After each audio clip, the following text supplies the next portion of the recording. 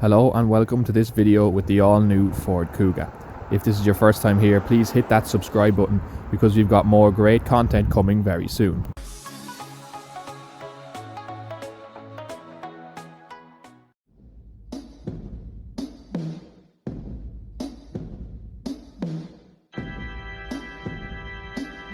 This is the all new Ford Kuga, now in its third generation, and we're at Finley Ford in Naas, who have given us a go in the all new Kuga, the SUV that Ford has sold over 1 million of in Europe. The Kuga first debuted back in 2008 as it entered into the crossover market, going up against rivals such as the Nissan Qashqai and Volkswagen Tiguan. The second generation Kuga brought the game on a step further, and it increased in size. It was facelifted in 2016, and now, as sales of crossover SUVs are reaching all-time highs, Ford have a lot riding on this all-new Kuga. This one is the plug-in hybrid, and it's Ford's first ever plug-in hybrid on sale in Europe. Straight away you notice that the Kuga is brought right up to date with Ford's current family face, and it looks familiar as it's similarly styled to the current Focus, which the Kuga is based on. It has a chrome grille on this titanium spec. Front fog lights are above the parking sensors.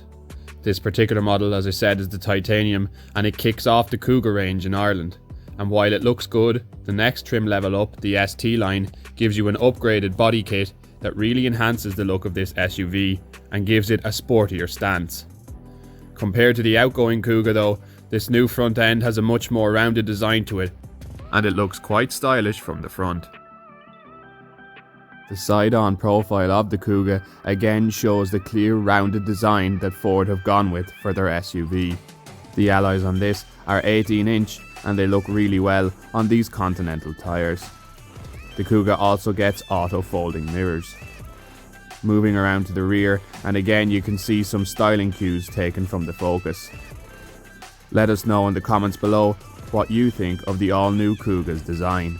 You have the Kuga badge as well as that plug-in hybrid, just to let everyone know that you've got green credentials.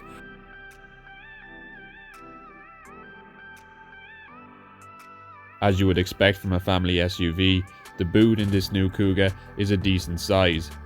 You can drop the rear seats 60-40. You can also slide the rear seats forward and back. Underneath the boot floor, you'll find a 12-volt car battery. You can also spec the Kuga with a space saver spare wheel. This one hasn't got that and gets the tyre repair kit instead. The new Kuga is longer than the last generation. There's also air vents and a power outlet. The Kuga scored 5 out of 5 in the Euro NCAP crash test, so this is a very safe SUV indeed.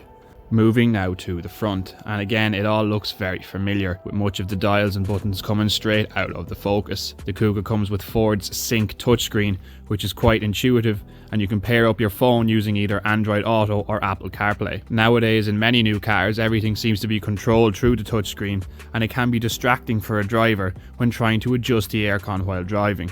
However, for the Kuga this is not the case, as the volume and heating controls are actual physical buttons and dials, making it much easier and safer to adjust while driving.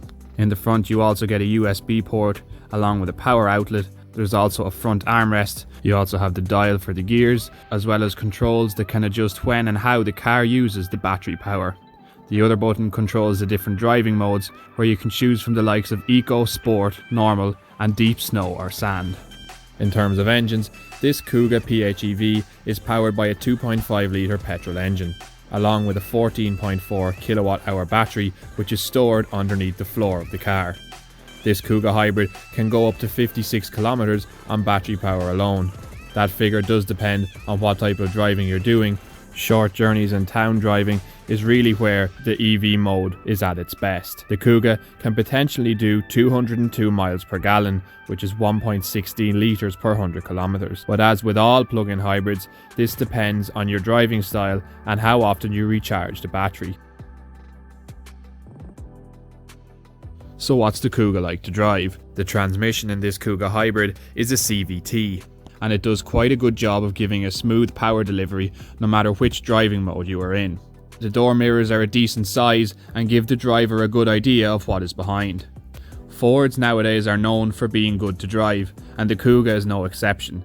It drives very well, the steering is sharp, especially considering the fact that this is an SUV. Even with that added weight of the batteries under the floor of this hybrid version, body roll is minimal through corners and it handles quite well.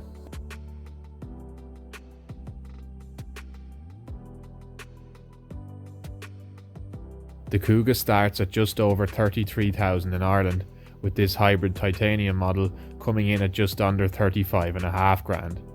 The hybrid Kuga is particularly good value when you compare it to hybrid SUV rivals like the Toyota RAV4 and the Mitsubishi Outlander. Ford have done a good job with this new Kuga. It has a better interior than the outgoing model, it's more economical, it's very good to drive, and it's also better looking than most of its rivals. There's an engine to suit everyone with petrol, diesel and hybrids all available. The new Kuga is very good at what it does, and if you're in the market for an SUV of this size, it's certainly worth considering. We're now looking forward to seeing what Ford comes up with in the future, especially their first all-electric car, which is due later this year, the Mustang Mach-E.